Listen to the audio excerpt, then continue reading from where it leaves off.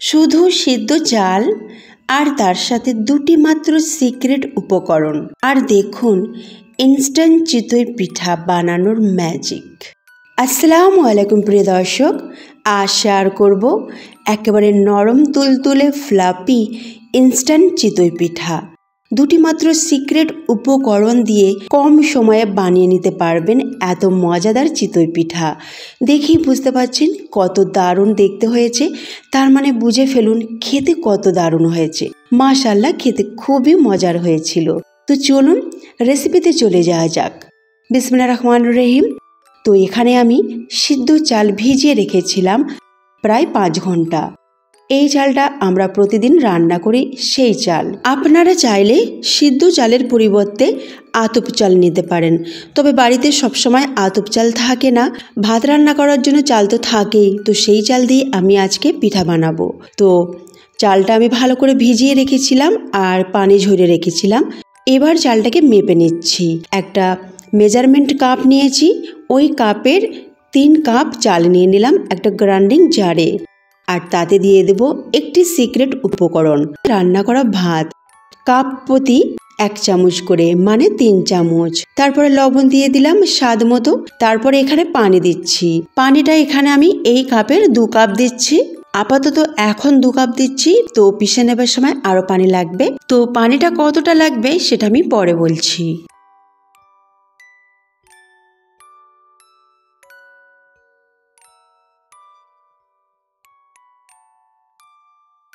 তো দেখুন আমার পিষে নেওয়া হয়ে গেছে। আমি একটা বলে ট্রান্সফার করে নিলাম। পিষে নেওয়ার সময় আমি এখানে আরো 1 বাটি পানি দিয়েছি। তো টোটাল আমি 3 বাটি পানি দিয়েছি। এবার চামচ দিয়ে এটাকে একটু ভালো করে নাড়াচাড়া করে নিলাম। তারপরে গ্রাইন্ডিং জারে আরও 1/2 কাপ পানি দিয়ে দিলাম। পানিটা অবশ্যই নর্মাল পানি নেবেন, না ঠান্ডা না গরম।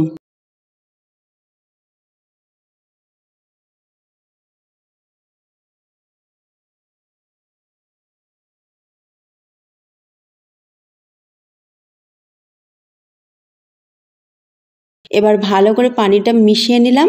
এবার এটাকে রেস্টে রাখবো এই প্রায় 5 মিনিটের মতো। যেহেতু এটা ইনস্ট্যান্ট চিতই পিঠা বানাচ্ছি, তো রেস্টে রাখার কোনো প্রয়োজন নেই, তবুও আমি 5 মিনিট রেস্টে রাখলাম।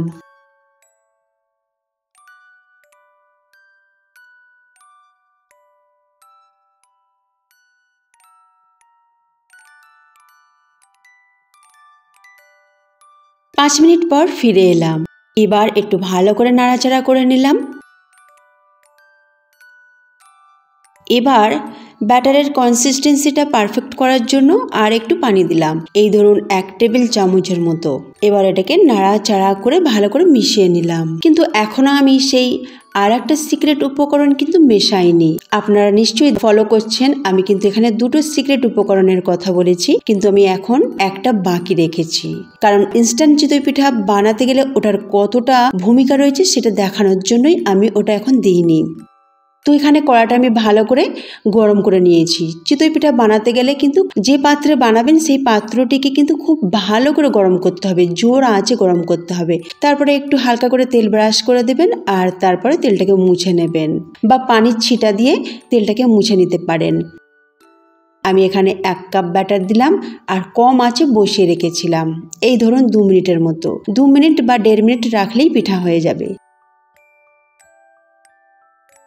দেখুন পিঠা আমার একদম রেডি হয়ে গেছে। পিঠা খুব ভালোভাবে সিদ্ধ হয়ে গেছে, কিন্তু পিঠা কিন্তু পারফেক্ট হয়নি।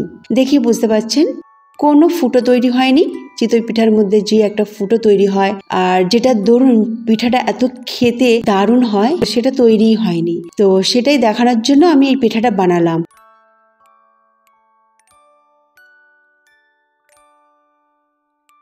এবার আমি এখানে দিয়ে দিলাম বেকিং পাউডার 1 চামচের থেকে একটু সামান্য কম, আর তাতে একটু হালকা গরম পানি দিলাম, এটা অ্যাক্টিভ করার জন্য। এবার ভালো করে মিশিয়ে নিলাম। বেকিং পাউডারটা দেওয়ার পর ব্যাটার দেখবেন খুবই ফ্লপি হয়ে যাবে। এবার আমি কড়াটা ভালো করে গরম করে রেখেছিলাম, আর কড়াটা গরমই আছে। একটু তেল ব্রাশ করে নিলাম আর একটু পানির ছিটা দিয়ে ভালো করে মুছে নিলাম। যখন ব্যাটারটা দেবেন তখন কিন্তু গ্যাসের ফ্লেমটা জোরই রাখবেন। এই সময় গ্যাসের ফ্লেমটা কিন্তু এখন জোরই আছে। ব্যাটার দেবার পর ঢাকনা চাপা দিয়ে গ্যাসের ফ্লেমটা একেবারে কম করে দেব। আর কম আছে প্রায় 1.5 থেকে 2 মিনিট লাগবে, তার থেকে বেশি লাগবে না। দেখুন মাশাআল্লাহ মাশাআল্লাহ কত সুন্দর আমার পারফেক্ট চিতই পিঠা তৈরি হয়ে গেছে। যখনই চিতই পিঠা খেতে ইচ্ছা করবে আপনারা আমার এই পদ্ধতিটা ফলো করবেন, আপনাদের পারফেক্ট চিতই পিঠা তৈরি হয়ে যাবে। চিতই পিঠার স্বাদ মানে খাওয়ার স্বাদটাই আপনাদের মিটে যাবে। দেখুন প্রত্যেকটা চিতই পিঠার মধ্যে ফুটো তৈরি হয়েছে, ফ্লপি হয়েছে, আর দেখতেও মাশাআল্লাহ খুবই দারুণ হয়েছে। আমি একটা হাতে নিয়ে আপনাদেরকে দেখাচ্ছি, দেখুন কতটা ফ্লপি আর কতটা স্প্রিং করছে, কত দারুণ হয়েছে দেখতে, আর এটা খেতেও মাশাআল্লাহ খুবই মজার। আমি ছিঁড়েও দেখাচ্ছি, ভিতরে ভাঁজটা দেখুন কত দারুণ হয়েছে। তো এইভাবে আপনারা ইনস্ট্যান্ট চিতই পিঠা বানাবেন আর ঝট করে তৈরিও হয়ে যাবে, খেতেও খুব মজার হবে। আর আপনার পুরো পরিবারকে শীতের সেরা সেরা পিঠা বানিয়ে আপনার পুরো পরিবারকে খুশি করুন। আল্লাহ হাফেজ।